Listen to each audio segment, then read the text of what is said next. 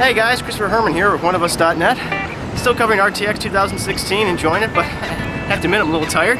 But we have some great stuff for you that I'm sure you're going to enjoy.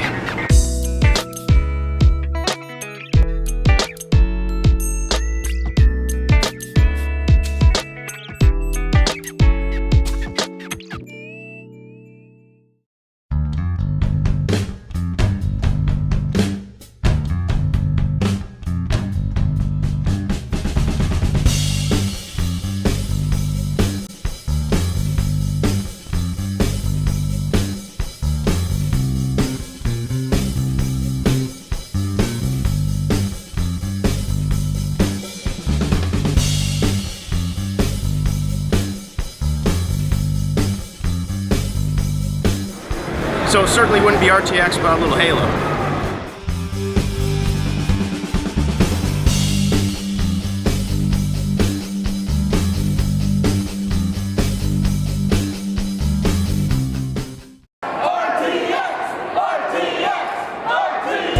What's your favorite part of RTX this year?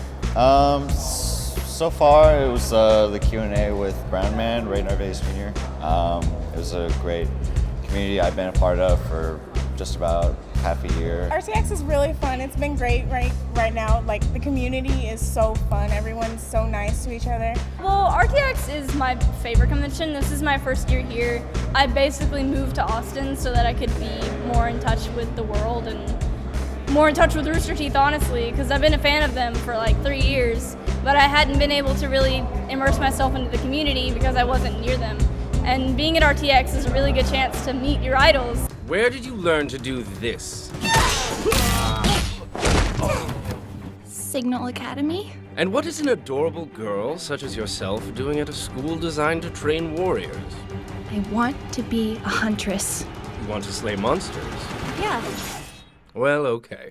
You're obviously a fan of Ruby. Yeah. All 4 of you are. And so you're dressed as Penny, correct? Yes. Penny's my favorite character personally because I am autistic, and she's very subtly autistic. She's very coded autistic, and I really enjoy the representation because there's not really a lot of representation, a positive representation of autistic people in the media. Having Penny be there really allows people like me, people who have autism, to really express themselves and say, I can comfort myself by relating to this character because they have gone through the same struggles and have the same ideal characteristics as me.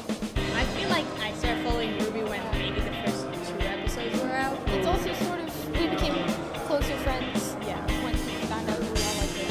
Whoa! Is that a scythe? It's also a customizable, high-impact sniper rifle. A what?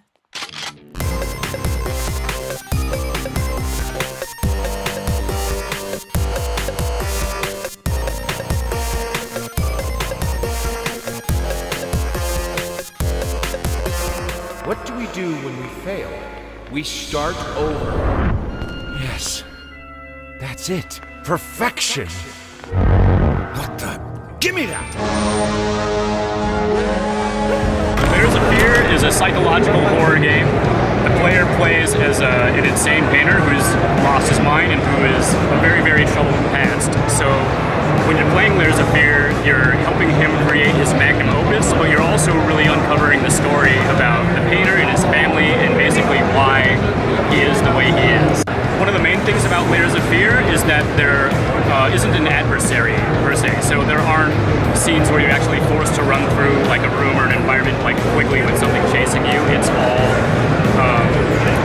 all exploration based, and so the tension it built instead of having things chasing you is done through dynamic and changing environments. So it's really designed to build uncertainty, and there's a lot of really cool scripting that takes place based on where you look, where you move, to just constantly change the house around and also to prompt all these visions. So it just really keeps you on your toes, and then it builds up tension that way.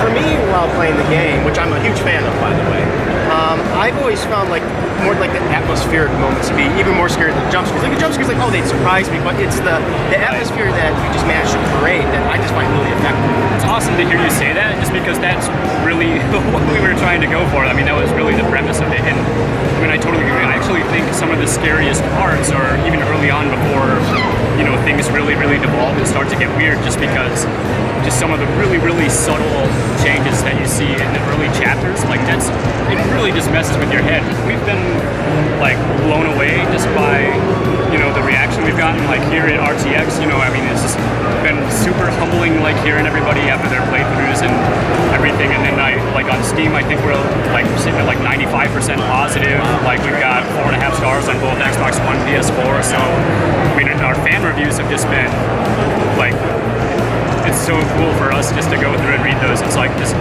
it's just such a cool and humbling experience. But yeah, we've just been so pleased with the reactions.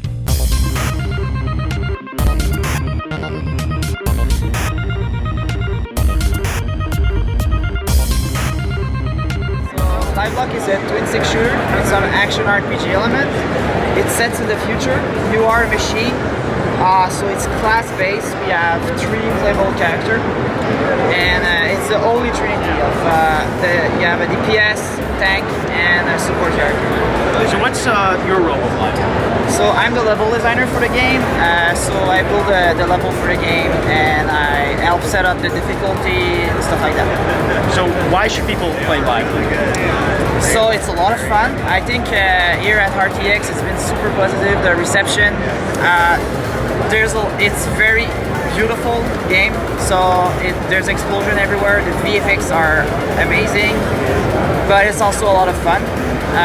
When you actually try it, you see there's one of our pillars, actually, we call it intelligent action. So you want to make sure that when the player play, the decision they make, they need to do it at the right time. Like timing is important, position.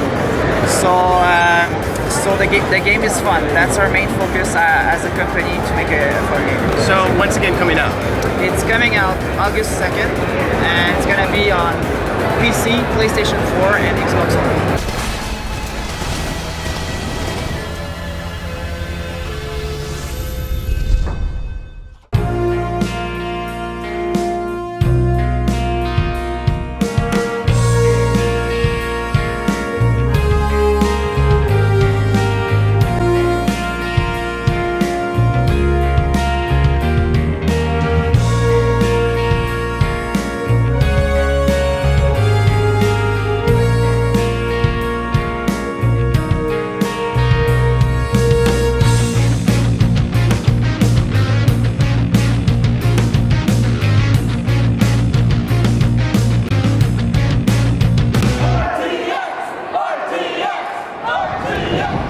Hey guys, Rooster Herman here with Oneofus.net, covering the last day of RTX 2016. A little tired, but I really enjoyed my time here. I hope that you enjoyed everything that we showed you, and that you continue to watch not only our content on Oneofus.net, but also Rooster Teeth's. So, thank you. I'm gonna go to sleep now.